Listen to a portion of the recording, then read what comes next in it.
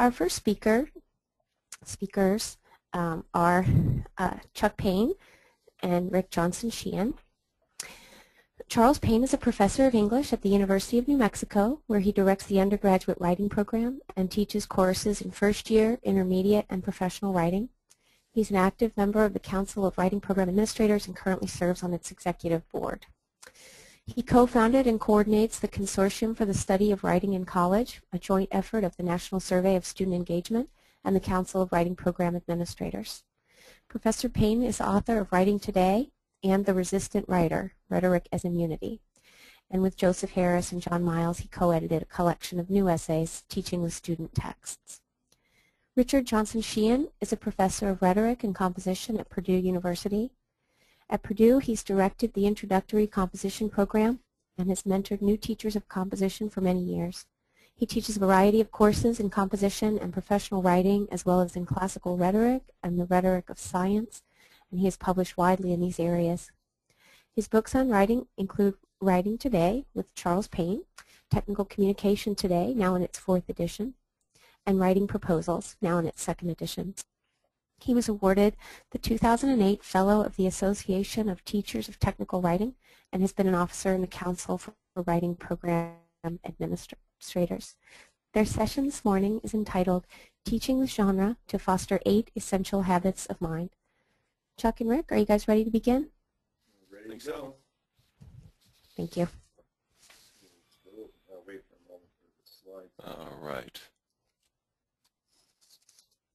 Let's see. Whoops.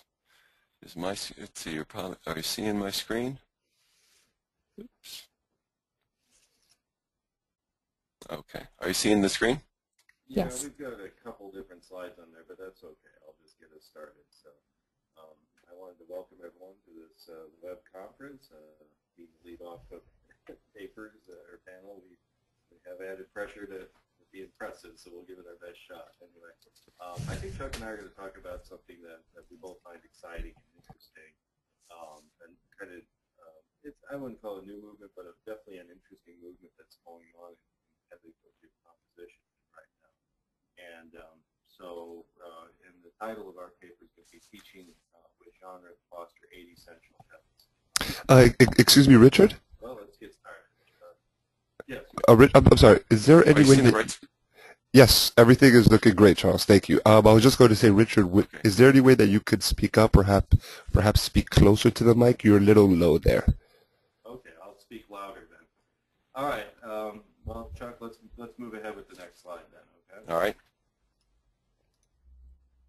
Oh, that's us. Okay. Yeah, that's so since we've already been introduced, I don't think Right. it's necessary for us to go through the introduction. I guess I'll add a little bit more. Well, I don't know, Chuck, is there something you wanted to add to your biography? Nope. That's about all there is to me. Okay, well, let's move to the next slide. So. Okay. Well, let's start out. Well, I'm going to actually hand this over to Chuck, who's going to talk about the framework and the habits of mind. Right.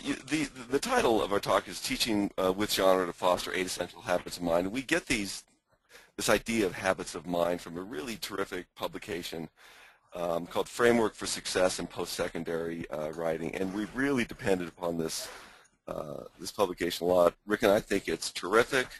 I hope that if you're listening and you find these ideas at all valuable, that you will go to wpacouncil.org/framework and download it. And at that website, there are also lots of other resources for using the framework. It's a very straightforward 10-page little booklet, again, that you can download and share with others. And that's really what, if there's one outcome we have for this webinar, we hope that a lot of you are introduced to this and that you share it with others. I want to say a little bit about two who questions about the framework first before I talk about the actual 8 habits of mind, and that is, who developed this? It wasn't a bunch of, it was developed by K college teachers across the United States, and it was a collaborative effort among three groups interested in literacy from, again, K through college, and that's the Writing Program the Council of Writing Program Administrators. It's an organization I'm currently on the executive board with, and Rick has been involved with. And National Council of Teachers of English, which is an organization I'm sure most people are aware of, and also the National Writing Project. As I said, it was developed by a terrific group of teachers and scholars, and if you go to that website I gave you previously, you can see who the developers were, a really good group of people. But it was also, and this is the part that I had a little bit of, I played a small role in, and that is focus grouping drafts of this document across the country with K through college teachers and other stakeholders, and I'll talk a little bit more about the stakeholders in a minute. Who, exactly who this is for. And it's fairly new. It came out in January 2011. These three organizations are working real hard to make sure that this thing gets noticed and gets used. The second who question has to do is who is this for? Who is the audience for this? And I'm going to go ahead and just read from the framework. The primary audience for this framework is instructors who teach writing and include writing in their classes at all levels and in all subjects. Additionally, parents, policymakers, employers, and the general public can use this document. Again, what I want to stress is that it is, this is a document to be shared. And one of the things I hope that we can ask you all about is, in what ways do you think that you could use this document in your own work as a teacher, parent, citizen? I want to talk a little bit about two purposes of this document, and the first one has to do with just giving people like us, teachers of writing, administrators, parents, a seat at the table. There's lots of discussion about literacy among policymakers, politicians, and so forth, business leaders. If you look at any poll of business leaders, number one on their list of what they want their college graduates to be able to do better is communication, better reading and writing skills. And unfortunately, I think, and I think my guess is a lot of you think so too, unfortunately, the answer to that has been more standardized testing. Again, let me read another passage from the framework. Standardized writing curricula or assessment instruments that emphasize formulaic writing for non-authentic audiences will not reinforce the habits of mind and the experiences necessary for success as students encounter the writing demands of post-secondary education. In other words, these standardized writing curriculum and assessment instruments, and they're talking about the high-stakes testing and the kind of curricula that they encourage, this sort of formulaic writing is not doing a good job preparing our students for college. In other words, this curriculum is not helping students with college readiness. But the problem is that people like us have not really had a seat at the table in these discussions with policymakers. Just last Friday, I was in Washington, D.C. with 10 other people from the Council of Writing Program Administrators, talking to some people at the Department of Education about these issues of college readiness. And it was, these were officials in the Obama administration, and they showed us the drafts of some new bills that, they're proposing quite a bit of money. I think it's in total about $1.5 billion that addresses some of these educational issues. And the big issue they have is with alignment. And they were a little bit surprised, it seemed to us, that in all these very important discussions, people like us, writing teachers, administrators, people who know something about writing, really had not been involved in the process. The second purpose has to do with what I was talking before, and that is alignment. Beginning a discussion among teachers at all levels about what is it, what are expectations that we share? What are the values that we share that we can talk about? in a sense, what this document is trying to do is help us all reframe the debate away from high-stakes testing and towards authentic writing. So now let me get to the actual, and on the right here, I just want to point out that here's a couple pages from the framework, and these are the two pages that describe the 8 habits of mind.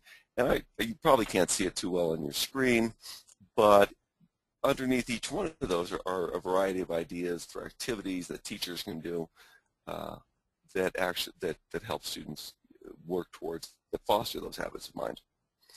Okay, so I've talked a lot about the contest. Let me go ahead, and I'm just going to read these 8 habits of mind. I think as you read them, as I read them, you will find that these are not particularly surprising, they're not controversial, but in a sense that's the point, and I'll talk about that in a second.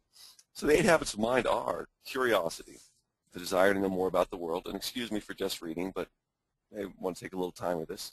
Openness, the willingness to consider new ways of being and thinking in the world. Engagement, a sense of investment and involvement in learning. Creativity, the ability to use novel approaches for generating, investigating, and representing ideas. Persistence, the ability to sustain interest in and attention to short and long-term projects. Responsibility, the ability to take ownership of one's actions and understand the consequences of those actions for oneself and others.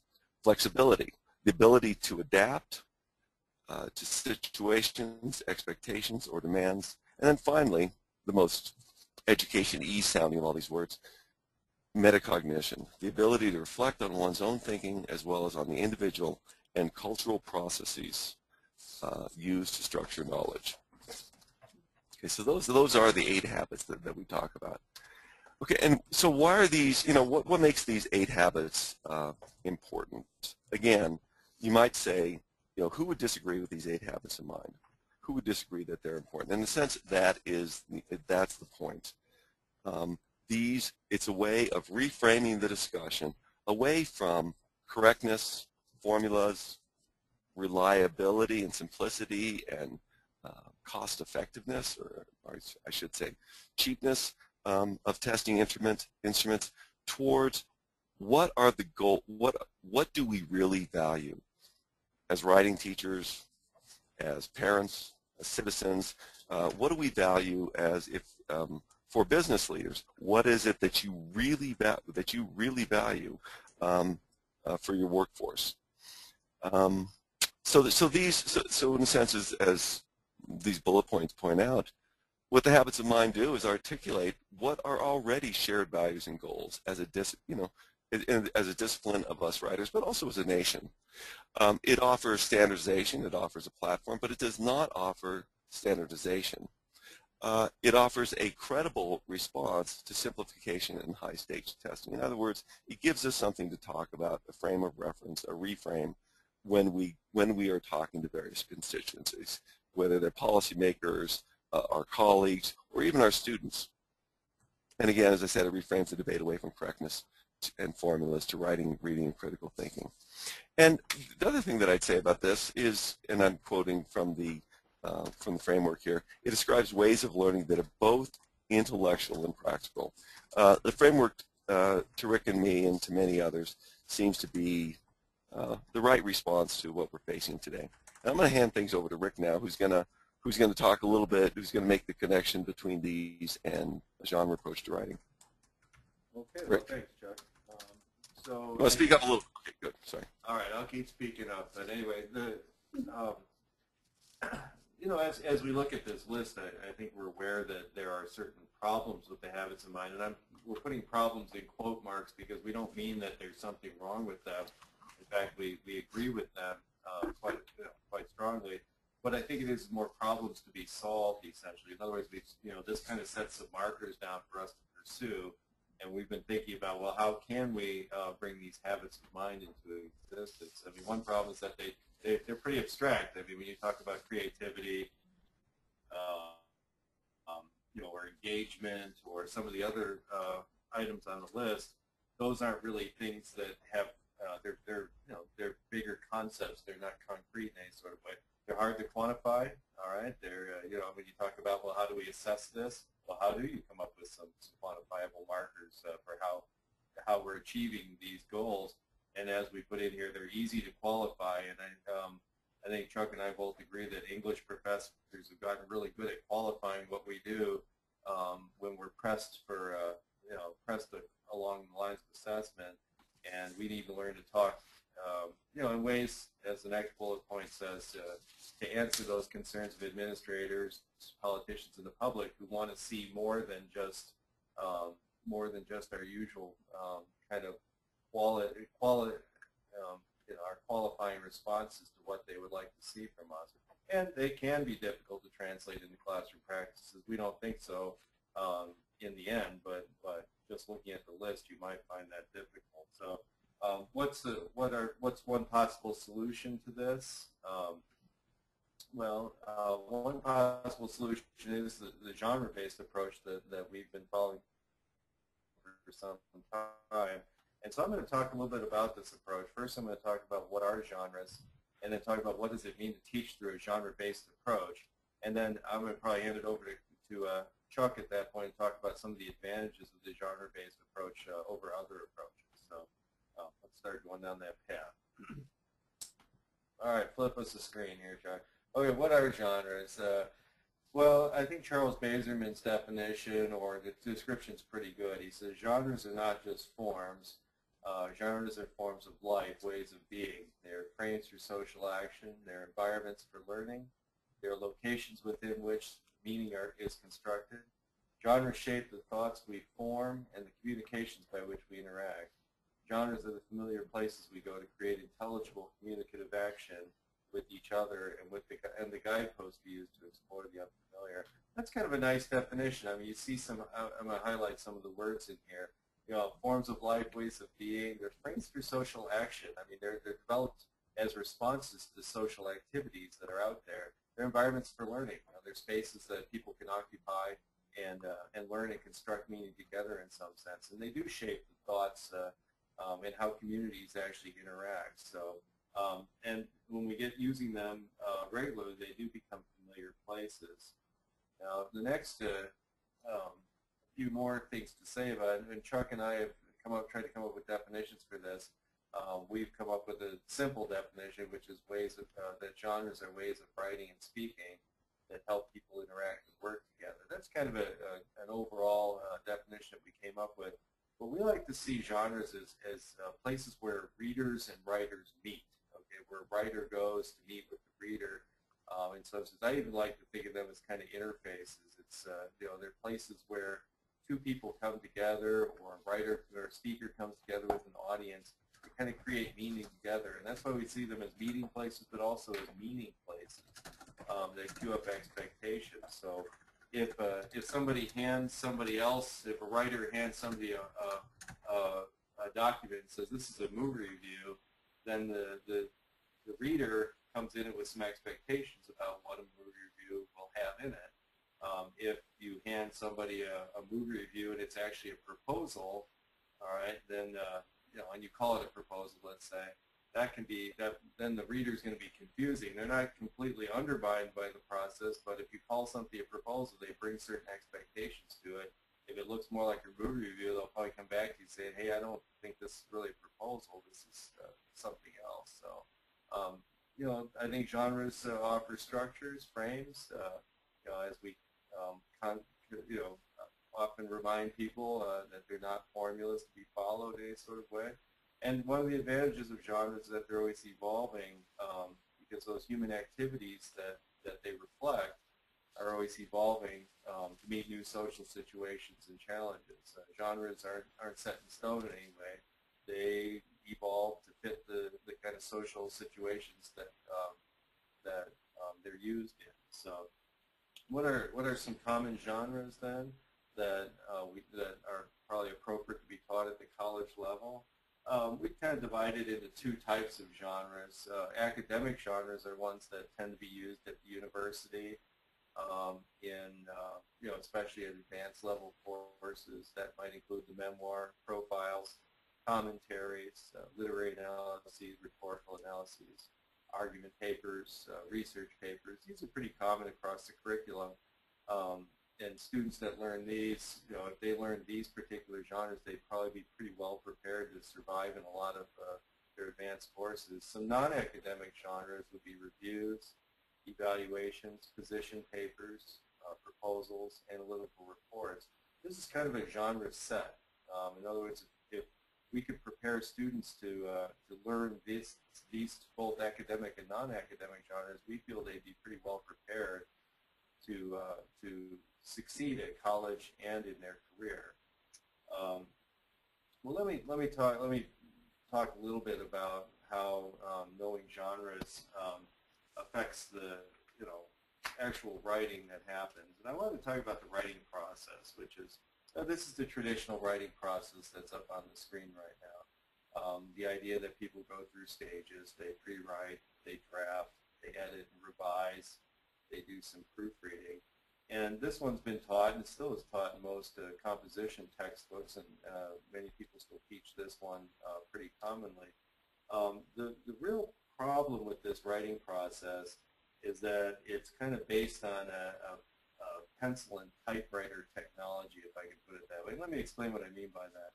When I was a student, and I may be one, or Chuck and I may be one of the generations that actually be taught wholly this way. We'd get out a pad of paper and do some free writing or clustering or brainstorming on a pad of paper. That was pre-writing, all right? And then when we went to the next stage, we'd start writing out a draft on paper. Longhand write out that draft. You would probably write one draft, crumple it up and throw it away, and then write another draft, and maybe hold on to that one and perhaps write a third draft of some kind. That was the drafting phase. The editing phase often involved a kind of attention to revising, spending time at the sentence and paragraph level, perhaps moving some things around. I remember them teaching us to pull out a pair of scissors and cut things up and move them around and such. Once you got through that phase, you'd type up your document and do some proofreading, and usually most of us would type up the second version of it because we had all that white stuff all over it, white tape and things like that. That's the writing process, and it was the technology in a lot of ways governed that writing process. But what about now? I mean, what about today when the network computer is now the dominant technology? Not many people write paper and typewriter anymore, pencil and typewriter. They pretty much start with the computer, and that's where they stay. And the problem with that is, most of us recognize, is students have now collapsed the entire writing process into the drafting phase, and then perhaps do some proofreading at the end, hand it in or send it in, whichever one it is. What we're trying to do is say, well, what does the writing process look like for this network computer? And it's a little more complex, as this diagram shows, but a lot of the basic elements are the same. You're asking students to analyze rhetorical situation, the topic, angle, purpose, readers, and context, and to figure that stuff out. They can do a lot of that through their computers, then invent their ideas. They're going online, they're generating ideas, they're using a variety of tools to do that. Then they start organizing and drafting. They work on the style. They design the document. That's especially an important phase. Now the computers give us a lot of design capabilities, and then revise and edit.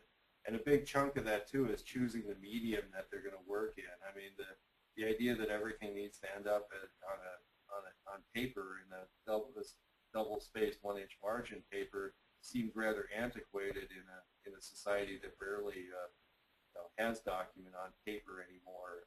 So a lot of this stuff is generated on screen. It's designed to be read on screen, and so giving students the choice of what medium, PowerPoint, podcast, website, and paper documents are part of that, but choosing the medium is becoming an important part. Now this is where I'm going to bring genre back into the concept, because, I mean, and we haven't worked out the full implications of this, but if you put genre in the middle of this diagram, the genre itself becomes kind of a controlling concept that will help people kind of work through the writing process in that sense. In other words, once a student kind of understands the genre of a text that they're trying to write, then a lot of these steps become easier to do. And I'm going to give an example of that. Well, let me talk about, well, anyway, So one of the advantages of teaching a genre-based approach, I'll go over this before I get to that example. I mean, I think all those genres that we're talking about do have relevance to students' courses. They know that it's relevant because they've heard of these genres before, and they know they're learning things. The cause and effect paper, the comparison and contrast paper, those don't have a lot of relevance to them. They're very useful things to learn how to do, but they're not being asked to write those papers in their other courses. And when they go home and if they go home and tell mom or dad, they say, hey, I'm writing a proposal for my freshman English class, then mom and dad say, yeah, you need to know how to do that. I do that at work. But if they go home and say, I'm writing a comparison and contrast paper, like, yeah, I did that when I was a college student too, but I haven't ever written one of those again. So there's some immediate relevance to this approach. Students learn a useful genre set. That set of genres that we showed, if they can kind of master those, they've got a useful set that they can apply to a lot of different situations. But perhaps more importantly, they get a sense of genre awareness. They are aware that these patterns are out there and they start looking for them. In fact, when you teach student genres, they start to kind of recognize that texts tend to come in certain patterns to become aware. So, and what's even nice is if they are asked to write something they've never heard of, like one of their professors asks them to write an environmental impact statement. Well, they may not know what that is, but they know it's a genre, okay? And so they know they're going to have to go figure out what that pattern is and what are the elements and style and design of that particular genre. So they do become more critical, reflective, flexible, and adaptive. It gives them a vocabulary for talking about text. They can actually start talking about the types of text and what's usually expected in those types of text. But this is the key, and this is where I'm going to be going with this, is it allows you to keep what you like to do while expanding what you teach your students to do. I think a lot of people really, I know I did because I taught a kind of modes approach, comparison, contrast, cause and effect, all those. That was nice because there was structure. I could actually teach students something, and it was a very effective way, but I became aware that I was probably teaching them things that they weren't going to be asked to do necessarily in other courses in their career. The genre approach gives you that structure that you like, to follow and the form, and students really kind of immediately recognize the importance of it. But it also gives you the flexibility that you're teaching stuff that's valuable for their advanced courses in their career. Well, let me get to that example I've been talking about. The memoir being kind of a good example of a genre that many of us like to teach. It's essentially a narrative. And I put the pattern over on the left. Essentially a genre. The memoir tends to set a scene, introduces a complication of some kind, evaluates the complication, resolves it. All right, that's kind of the pattern. And then it concludes with a point. I point out to students all the time that the television shows follow this, movies tend to follow it. It's a pretty common genre, and it essentially asks people to kind of go through some steps. First, what's the complication I faced in my life when they're writing a memoir? Then they'll say, how did I and others react to this or make sense of this situation? How did we evaluate it? What did we, how did we then resolve this complication? And what did we learn from this experience in that way? I mean, that's kind of a typical pattern of a memoir that students are writing. The memoir also helps us, in some sense, generate and organize the content of this text. That's what makes it especially useful as far as teaching writing at the first-year level. And the genre also helps us make decisions about the style and appropriate design and even the medium of the text. So you see what's going on here is that the genre, in some sense, has kind of guided us through the writing process towards writing a text like this. Now, we like to put text like this into sequences, and here's I'm going to show you an example sequence that might work. That starts out with something like a memoir or a narrative of some kind. I like to ask students to write a scary story first, and then a rebuttal and a position paper. The position paper being kind of the big assignment. The scary story is kind of a low stakes or even no stakes assignment just to get them going. The rebuttal is kind of that medium level assignment. that leads up to that position paper. So this is about a month-long sequence that students will go through. Each of these assignments scaffold onto each other in some sense. So let's look at the scary story first. I know you're not going to be able to read that over on the right, so we can provide this sequence if you'd like it through our moderators. I put some of the text over on the left. But essentially what we're asking students to do is to write a true story about something scary that happened to you. And in this case, we've chosen something that's related to education in some way, which first has them scratching their heads. But then they think about, yeah, there's a lot of situations when I was playing sports, I got bullied at school, I missed an assignment. There's lots of things. I was in Washington, D.C. on a school trip and got lost. I mean, there's lots of scary situations that happen in educational settings. And we just want them to kind of tell a story about that and kind of explore the deeper significance of that. They actually enjoy writing these kinds of scary stories for some reason. I think this, lets them kind of reflect on something that happened to them. But this leads to the next assignment, which is up here, which is a rebuttal of some kind. I'm hoping that the scary story helps them identify a problem in the educational system that they can then respond to somebody else's argument in some sense. In this case, the rebuttal is go out, find an article that you disagree with on an education-related issue, and then write a rebuttal that refutes part or all of the article's argument, and then perhaps offer a counter-argument that explains a better way to solve the problem. The idea here is that they're taking what they did in the scary story, kind of a memoir, personal experience kind of thing, and now they're actually responding to another person's argument, right? Looking closely at it in a critical way, and and here are some of the topics students tend to do are school curricula, standardized testing, bullying, drug education programs, athletics, sex education. One thing they seem to obsess about, so I don't even put it on the sheet, is school uniforms, which I've always kind of, and the irony is they always seem to end up arguing for the school uniforms rather than against them. So those two assignments are not going to lead up to kind of the big assignment, which is the position paper.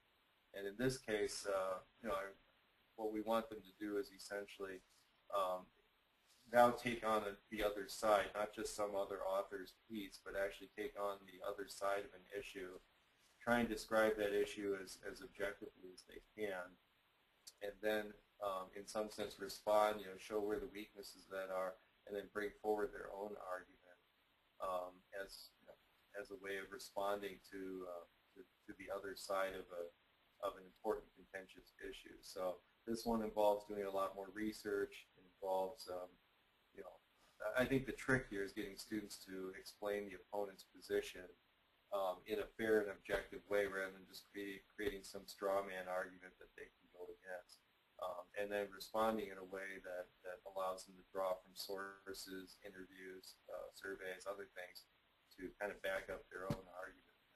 So that's kind of a three-part sequence that you can put together.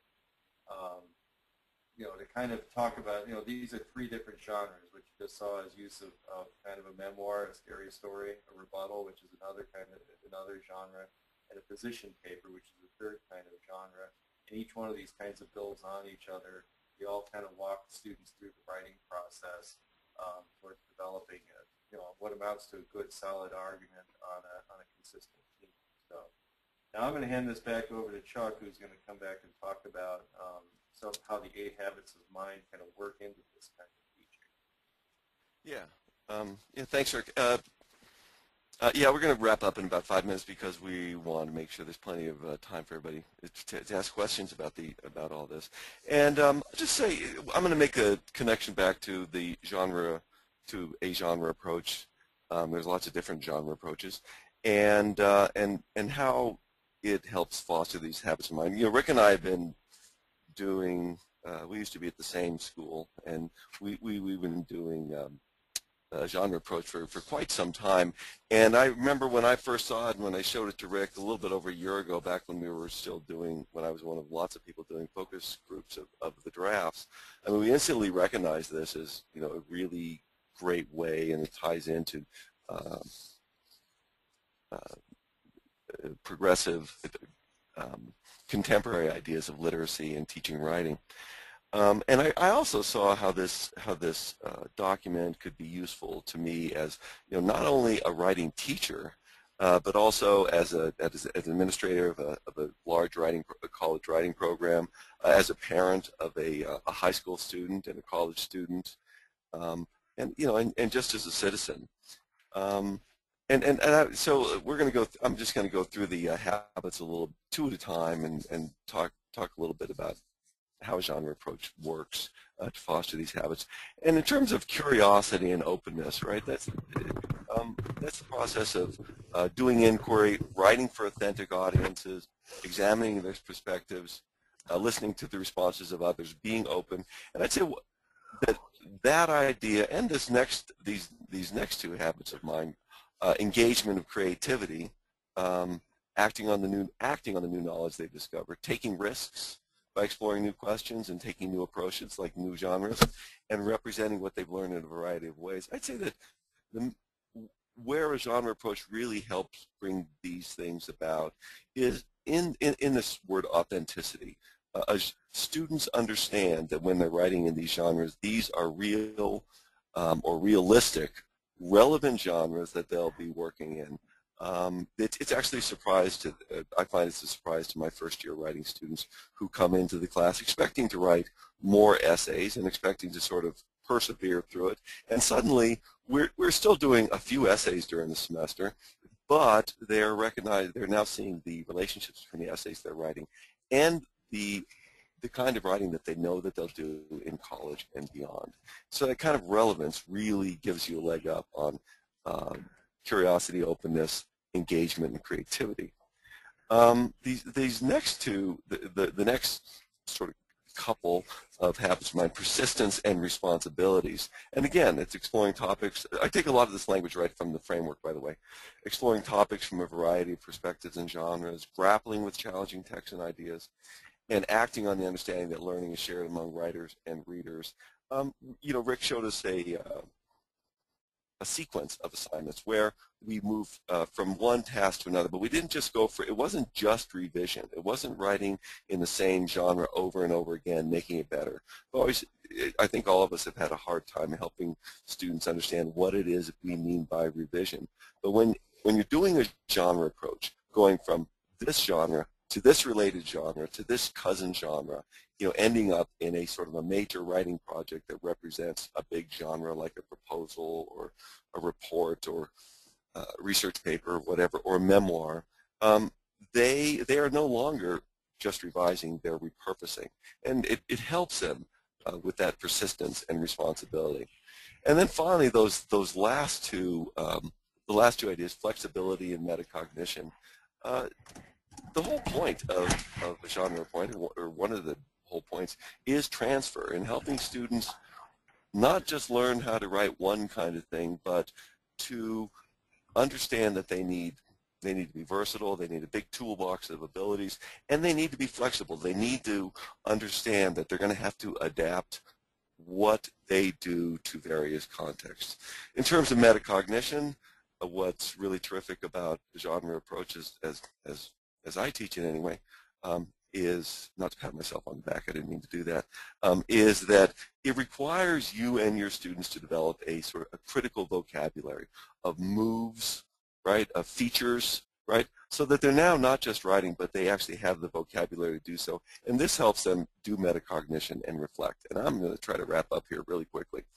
I also just want to point out that there are other resources for fostering these habits of mind. I've got here on the right two more resources at that same web page I gave you before, wtacouncil.org/framework.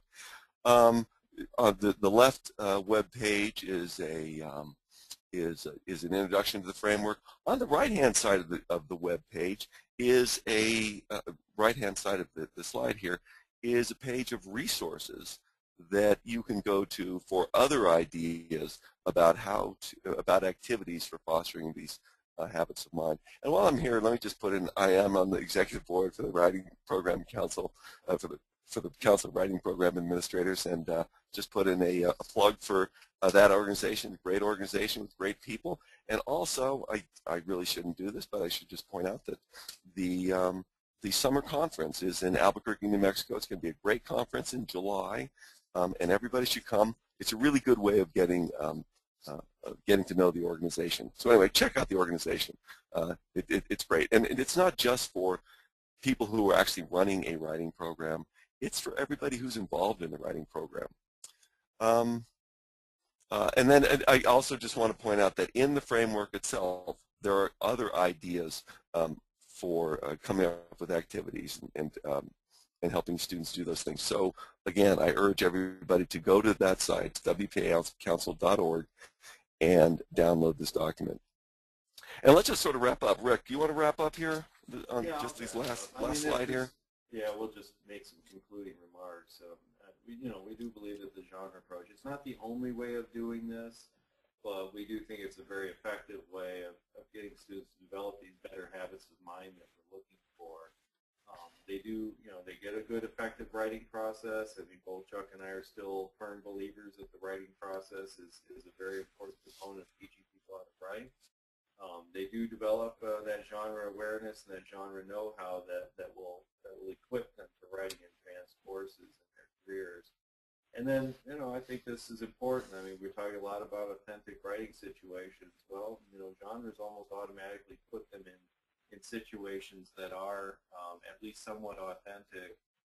And if you're doing service learning, you can definitely put them in authentic writing situations. But they come out ready to respond to real situations that they'll face in their future. So that's just some of the benefits of this approach, and there's other approaches, but this one works pretty well. And so we'd just like to thank you. We're going to put our email addresses up here.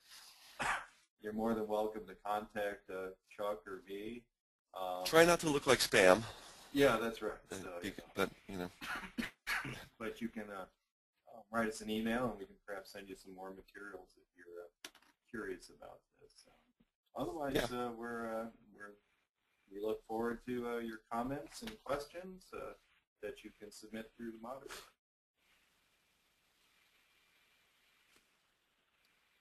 Moderator? Yeah, okay. Okay. Hi, guys. Dan from Indiana University East writes, you mostly make connections to success in higher education, but can you speak also to how this approach prepares for success in the job market? Great question. There really is a focus on career readiness in the framework. However, one thing I would point out is that these are not habits of mind that you suddenly start working on, when you become an 18-year-old in college. The whole point is that these are habits of mind that you would hope that if you have kids in schools, or if you worry about the citizenry of the United States, are being developed throughout college, and throughout their education. That these are aspects of literacy, education that should be fostered throughout, no matter what you're going to do. In the 21st century, writing, communication, and not just writing words on paper, but speaking, using technology, images are becoming more and more important. And it's not just college readiness, it's writing for the workplace. Does that answer the question? Yeah, I think I'd like to follow up, Chuck. I think he might be asking about, even beyond college. I think like first year English, if you could teach them kind of this approach, it prepares them. A lot of that second semester's part sequence, that English 102, it's kind of interesting how many people are moving over to kind of taking a more career or professional approach towards that second course. And so I think this fits in well. I mean, teaching people how to write reports, proposals, reviews, evaluations, those are all the genres I point out are kind of non-academic genres that will bridge over into a career. But it also sets them up real well for that junior level writing course that most universities are requiring these days, either business writing, advanced composition, or technical communication. Those courses are almost always taught from the genre-based approach. And so it maps really well. If they get in freshman English, they see that at the junior level, they're like, okay, I know what's going on here, and they're ready to get to work. And then if I could talk about after the university, you know, when their supervisor asks them to write something, it's not going to be, you know, they're going to ask them to write a report, a proposal. They're going to use the genre's name to ask for what they want. And so the student immediately hears it and kind of knows, okay, I know I'm being asked to write something. Like I said during the talk, if they don't know what that is, they at least know that they got to go figure out what that genre is so they can actually write it. So it does, I think, prepare them for their careers in some sense, without turning, you know, all our writing courses into what amounts to vocational training. So, which is something we want to avoid. We want them to have these richer experiences while they're learning to write. So. Okay. Thanks, guys. Stacy Lilick wrote, just for clarification, when you had the two columns of the academic and non-academic genres, the non-academic genres in in that configuration are the ones that you would anticipate students using in their careers. Yeah, I think that would be a fair way of stating it. I mean, I think the reason we have these for freshman English is because you know, these are the ones that we feel they're prepared to write in. But they'll probably be, you know, as they move up to the junior level, there's other genres that they can experience at that point, as well as some of these. So. I'm trying to get to it, sorry. Yeah, I see Chuck's backing through the presentation. But it's not letting me back through, sorry. That's okay. It'll be, I'm sure if anybody wants a copy of the presentation, the sessions will be archived, and Chuck and Rick put up their email addresses. We have a couple of other questions, but we're running over time, so we'll roll up those questions and send them along to you guys if you don't mind. Sounds great. Yeah, that's okay. Well, thanks so much, guys. It was great to hear from you. Yeah, well, thanks. I hope we hear from the webinar participants. Write to us, please. Thanks for checking in.